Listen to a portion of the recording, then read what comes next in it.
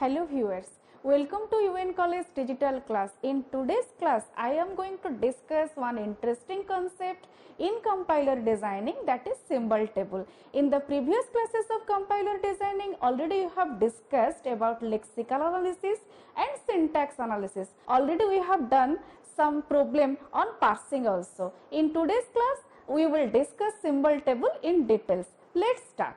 Symbol table is an important data structure used in a compiler.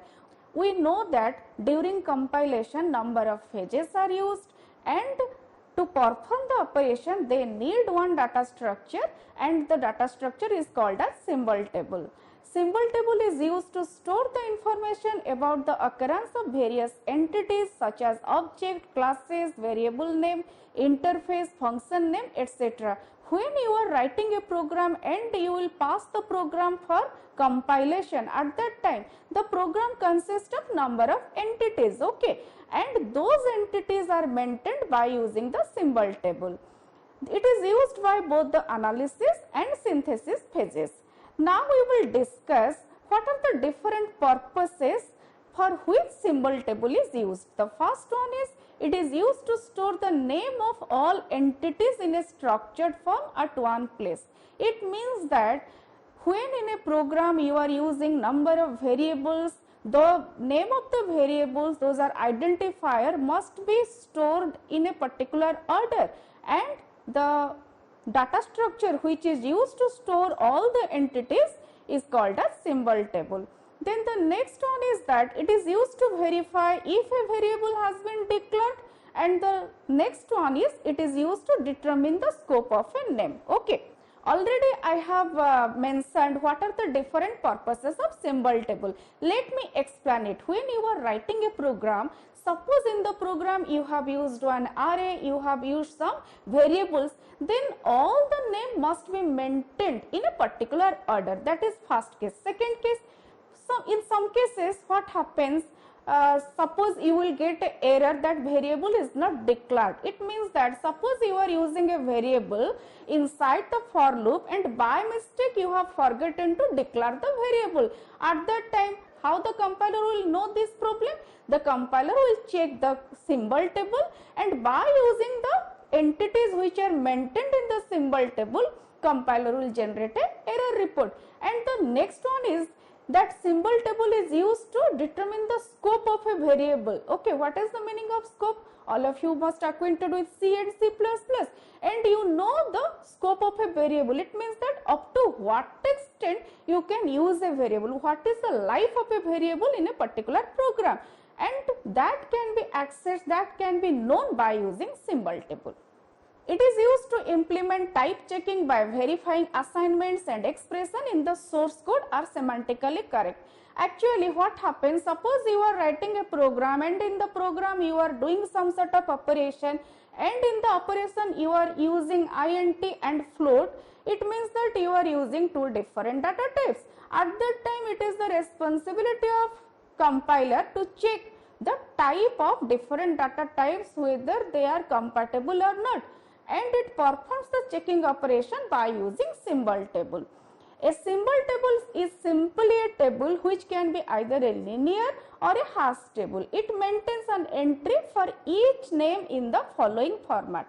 Now we will discuss exactly in which way symbol table maintains the entities.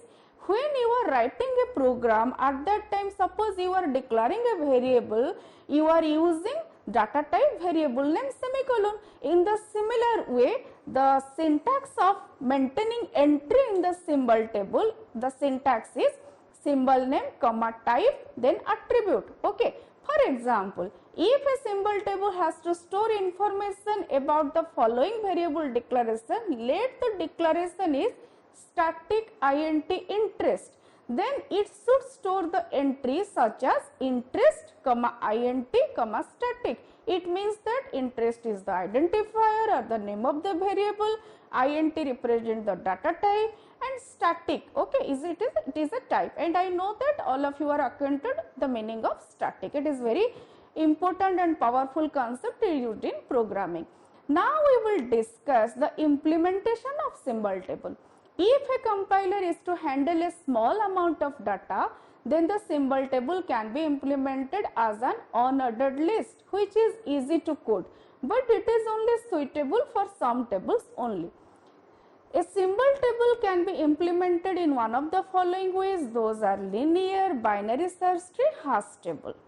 Already we have discussed in which way the entities are maintained in the symbol table. Suppose you are writing a program and the program consists of a very small number of coding. Okay, at that time you can maintain in any way. For example, suppose you are arranging 10 books in the table, then it is not a big deal. But suppose you need 20 books at a time and you need to arrange 20 books in the table, okay, on the table, so that you can read all those properly, you can access any element, any concept or any data from the books, etc. At that time you should be very careful of arranging all the books. Okay, similarly, if a program consists of small number of coding, small number of data, then it is not a big deal to take a particular type of data structure which can be used as symbol table. But when the program is large enough and it consists of large number of variables, number of codings, at that time it is very much essential to consider what type of data structure you will use as symbol table. Actually, symbol table is nothing, it is a very simple data structure, but it can be implemented in 3 different ways. What are those? One is linear way. You know what is the meaning of linear data structure, all the data are arranged in a particular order. Or you may use binary search tree. Okay, you know about binary search tree, it is very efficient one which is used in case of searching. Okay, and it implements divide and conquer approach, everything, so it is very effective. And the next one is hash table. These are the different ways by using which symbol table can be implemented. It is built in lexical and syntax analysis phases. The information is collected by the analysis phase of the compiler and is used by the synthesis phases of compiler to generate code. Okay, actually we know that there are number of phases in compilation, and the first phase is lexical analysis and the second phase is syntax analysis. The symbol table is built in the first and second phase, and it maintains all the information regarding the program, and during the performing operation of compiler or compilation phases, the information are used by different phases. Okay, it is used by compiler to achieve compile time efficiency. Obviously, suppose you will write a program and let assume that the compiler will take more time, then obviously you will not prefer to use that type of compiler. So compilation time must be minimum. Okay, and it is very effective one. Symbol table, using symbol table is a very effective approach to minimize the compile time. Next we will discuss, it is used by different various phases of compiler, and those are, we know that there are number of phases. Now we will discuss each phase one by one and the use of symbol table in the phase. Actually here we are not explaining the different phases, we are just explaining the use of symbol table in different phases. Let's start. First one is lexical analysis.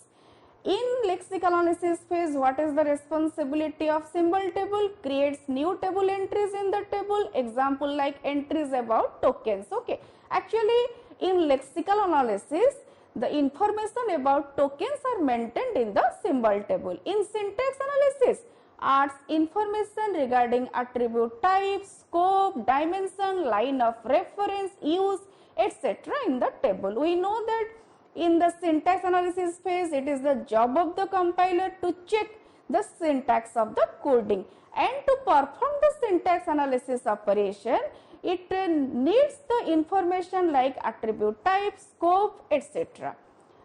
Then the semantic analysis. We know that the difference in between syntax and semantic. Sometimes what happens, one coding may be syntactically correct but may not be semantically correct. So it is also responsibility of the compiler to check semantic, okay, of the coding, and to perform semantic analysis, it uses the help of symbol table. Then what is the job of symbol table in semantic analysis? Uses available information in the table to check for semantics, that is, to verify that expression and assignments are semantically correct or not. And if the assignment are not semantically correct, then it update accordingly. Let me explain the use of symbol table in semantic analysis. For example, suppose you are writing one expression and in the expression you are using both int and float, okay, and you have not converted any sort of type conversion, you have not done. At that time, what the responsibility of the compiler? Compiler will check that here two different data types are used, those are int and float, and those are compatible. But now it is the responsibility of the compiler to convert int into float type. So this job is done during the semantic analysis phase, and for this reason it needs the help of symbol table.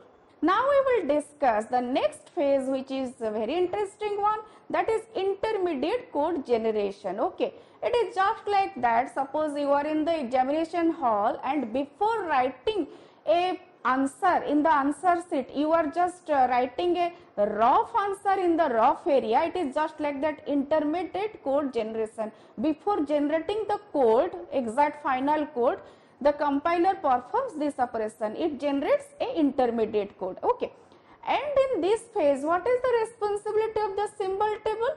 Refer symbol table for knowing how much and what type of runtime is allocated, and table helps in adding temporary variable information. It means that, for example, suppose in a program you are using 10 variables, then it may happen that during compilation the compiler may need some temporary variables, and all the information are maintained in the symbol table, and those information are accessed in intermediate code generation phase. Then code optimization. It is one very essential compilation phase, because suppose the code is generated, but then what is the meaning of code optimization? This is used to optimize the code. It means that suppose you are using 10 memory location and one smart compiler is checking that the 10 memory location can be replaced with 8, then that will be replaced. And this is one very simple example of code optimization. And in code optimization, it also uses the help of symbol table.